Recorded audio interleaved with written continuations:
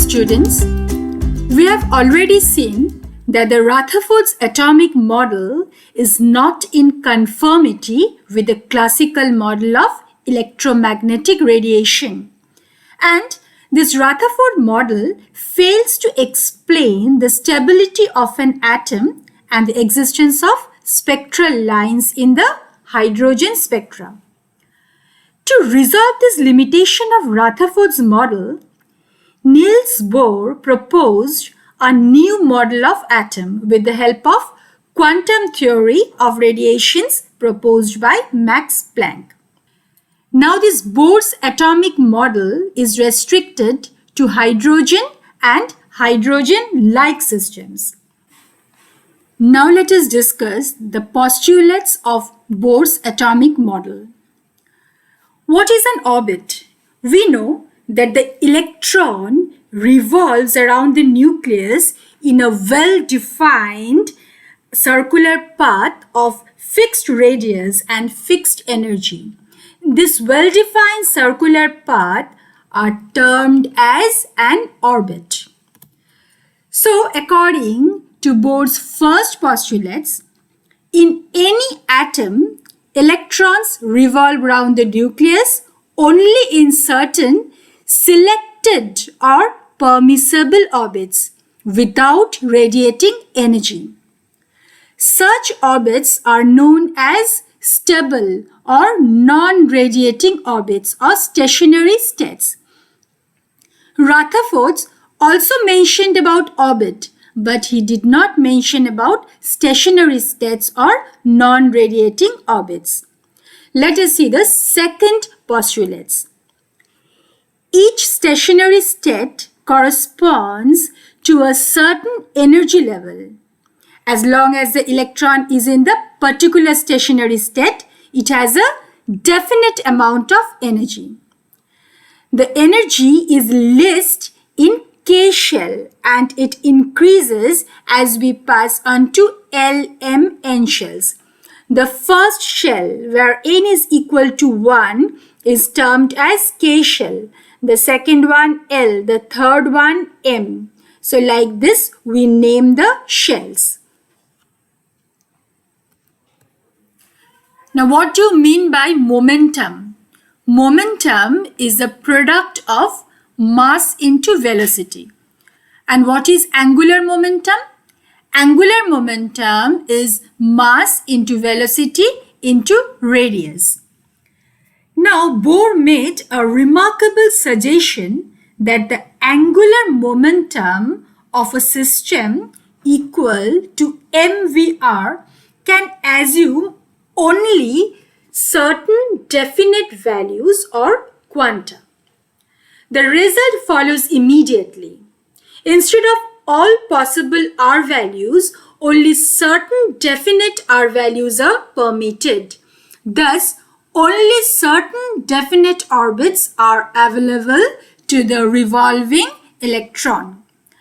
So, according to Bohr's third postulate, electrons revolve around the nucleus only in those orbits for which the angular momentum of an electron is an integral multiple of h by 2 pi. The angular momentum of an electron in a circular orbit is given by mvr, where m is the mass of the electron, v is the velocity, and r is the radius of Bohr's orbit. According to Bohr, angular momentum is given by mvr is equal to nh by 2 pi. Where n is a positive integer, it can be 1, 2, 3, etc. and is known as quantum number. Now the angular momentum can therefore be h by 2 pi. Suppose if n is equal to 1, then obviously it will be h by 2 pi. If n is equal to 2, it will be 2h by 2 pi. If n is equal to 3, it will be 3h by 2 pi.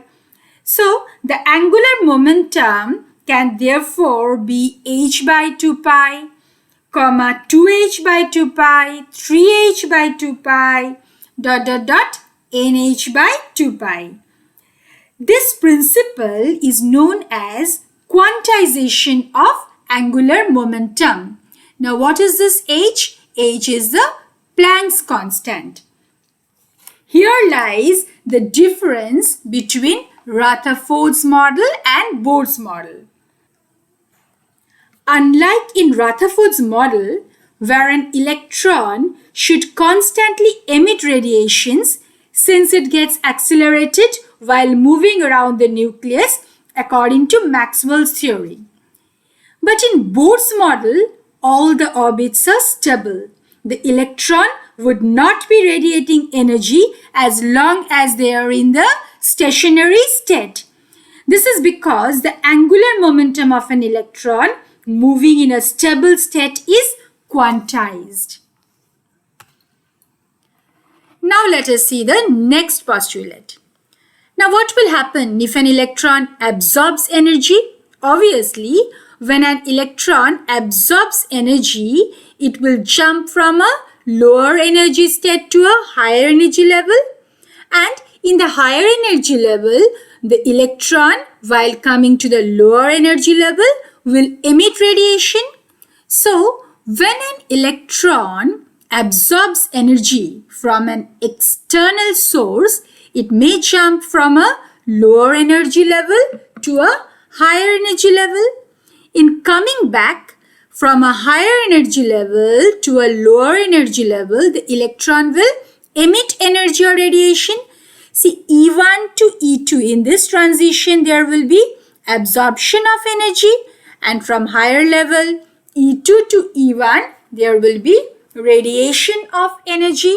So we can say that the energy gained or lost in this transition is always quantized and is equal to the difference in the energies of the two levels involved in the transition. So this del E, that is the difference in the energy, is equal to E2 minus E1.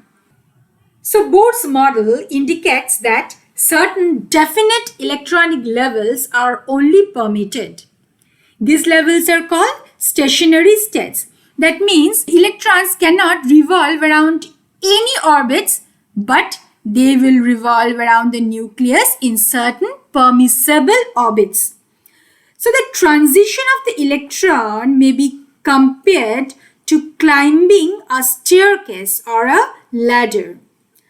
Just as in the staircase, one jumps from one step to the other, leaving in between space, in a similar way, the electron also jumps from one energy position to the other by leaving in between gap.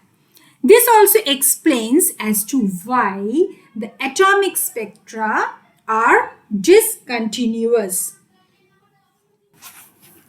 Bohr's theory can successfully explain the atomic spectrum of hydrogen. Now let us discuss the interpretation of spectral series in the atomic spectrum of hydrogen.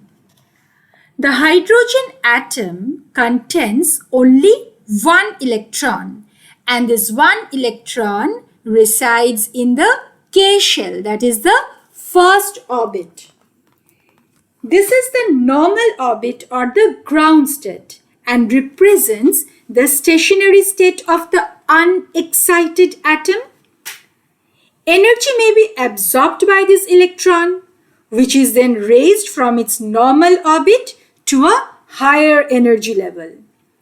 In this new level, the electron possesses more energy and is less stable than before. So what it will do? It will therefore fall towards the nucleus until it reaches either the normal orbit or some intermediate level. Now, in this process of transition from the higher energy level, let it be E2, to the lower energy level, let it be E1, energy is released as a photon of frequency h into mu. So, E is equal to h mu. This is Planck's equation. We have already studied this. Now, we know that expression of energy of an electron in the nth level is given by minus 2 pi square m e to the power 4 divided by n square h square. Now, the energy corresponding to a particular line in the emission spectrum of hydrogen atom is the difference between the initial state and the final state. Let the initial state be 1, that is E1, and the final state be 2, E2. So delta E will be equal to E2 minus E1. Now E1 will be equal to minus 2 pi square m e to the power 4 n1 square h square, whereas E2 will be minus 2 pi square m e to the power 4 n2 square h square. So delta E is equal to E2 minus E1 is equal to minus 2 pi square m e to the power 4 divided by n2 square h square minus of minus 2 pi square m e to the power 4 divided by n1 square h square. Now this minus minus will become plus. So delta E is equal to 2 pi square m e to the power 4 n1 square h square minus 2 pi square m e to the power 4 divided by n2 square h square. Now what we will do? We will take 2 pi square m e to the power 4 h square common. So within bracket it will be 1 divided by n1 square minus 1 divided by n2 square.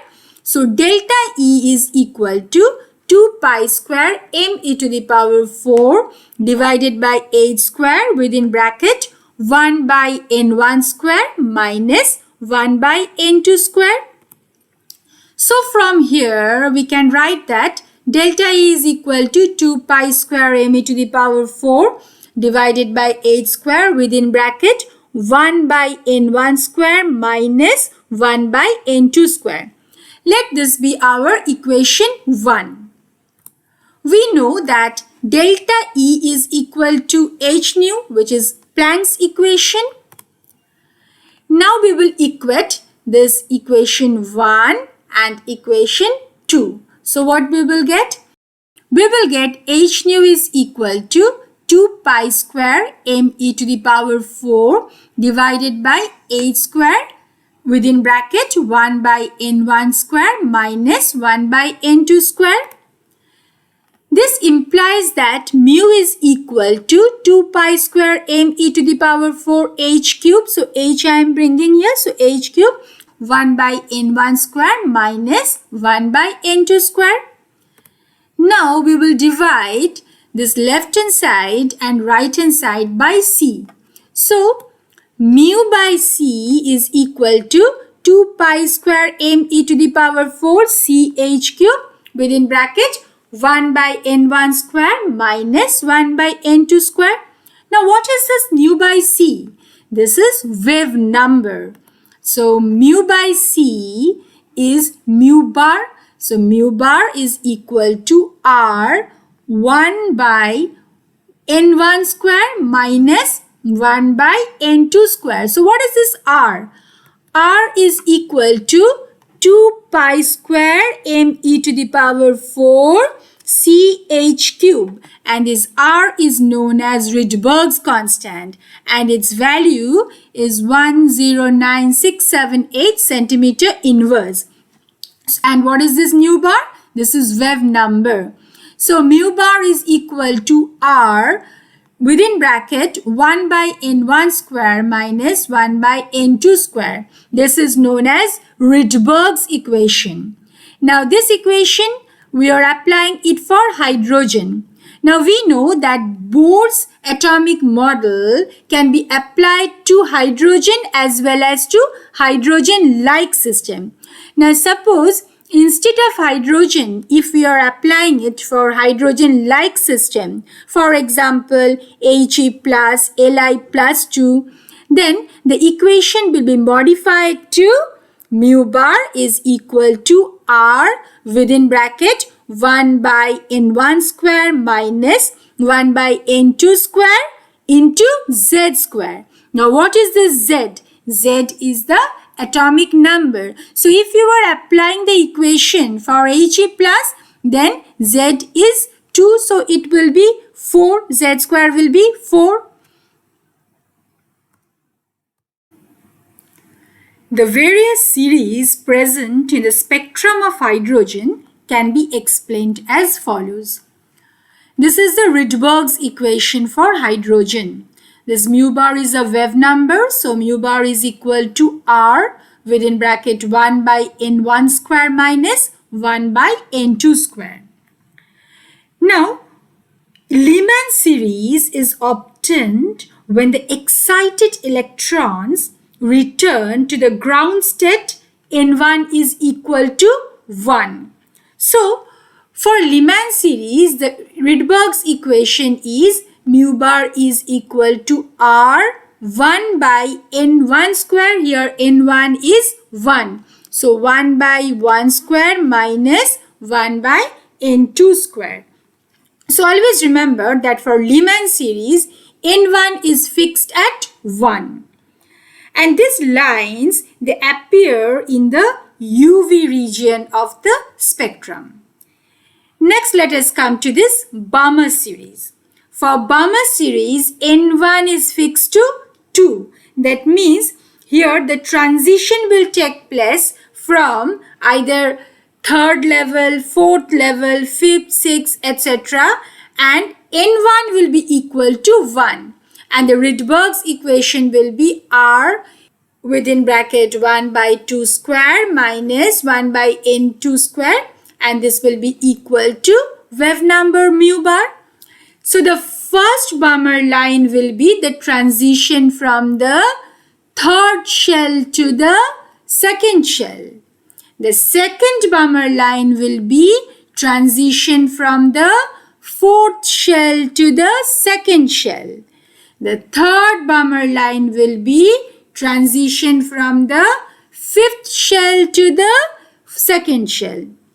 And these lines correspond to intermediate wavelengths between 4000 to 6500 angstrom and appear in the visible region. Next we have our Paschen series. Here N1 is fixed to 3. So mu bar is equal to R 1 by 3 square minus 1 by N2 square. For bracket series, N1 is fixed to 4 and the Rydberg's equation is this. For font series, N1 is fixed at 5 and the Rydberg's equation is mu bar is equal to R 1 by 5 square minus 1 by N2 square, and this appear in the infrared regions.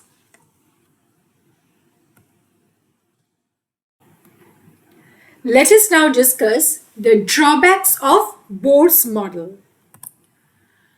Bohr's model is unable to explain the fine spectra of the spectral lines of hydrogen. Bohr's model can explain the origin of spectral lines along with their frequencies when they are observed with the instruments of low resolving power. But actually, each single line is consisting of a number of fine lines which are closely packed. This has been observed by using instruments of very high resolving power. This fine spectra cannot be explained by Bohr's theory. Though the frequencies of the spectral lines are predicted from Bohr's theory, but Bohr's theory cannot predict anything regarding their relative intensities. Though the theory is more or less good for hydrogen and hydrogen-like systems such as He plus, Li plus 2, B plus 3, etc., which contain only one electron. But for multi-electrons or polyelectronics atoms, the theory is not at all promising. That means the theory fails for polyelectronic system. Now, in the formation of line spectrum, when the source emitting these radiations is subjected to the influence of magnetic or electric field, then each spectral line is found to split into a number of lines. The splitting of lines in the magnetic field is known as Zeeman effect, and the splitting of lines in the presence of electric field is known as Stark effect. Bohr's theory could not explain Zeeman effect and Stark effect. The serious blow to Bohr's theory came from Heisenberg's uncertainty principle, which stated that for extremely small subatomic particles, it is not possible to be simultaneously precise about their position and momentum. But Bohr's theory precisely stated the radius of the orbit. So here lies the failure of Bohr's theory. So this much for today. In our next class, we will discuss quantum numbers. Thank you. Have a nice day.